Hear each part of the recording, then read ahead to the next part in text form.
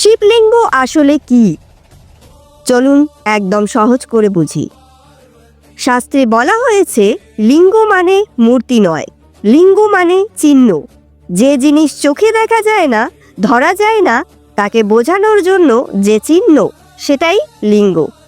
লিঙ্গ পুরাণে বলা হচ্ছে শিব কোনো মানুষের মতো দেহ নন, তিনি অনন্ত শক্তি ও চেতনা।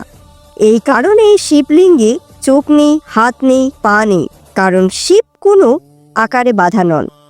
শিবলিঙ্গের মানে হলো সব কিছুর শুরু শূন্য থেকে, আর সব কিছু শেষ হয় আবার শূন্যতেই মেশে। মানে সৃষ্টি আসে শিব থেকে, আর সৃষ্টি ফিরে যায় শিবেই। তাই শাস্ত্র মতে শিবলিঙ্গ কোনো মূর্তি নয়, এটা জীবন ও ব্রহ্মাণ্ডের সত্যের প্রতীক। হর হর মহাদেব। এই ভিডিওটি ভালো লাগলে লাইক করে দিন আর চ্যানেলটি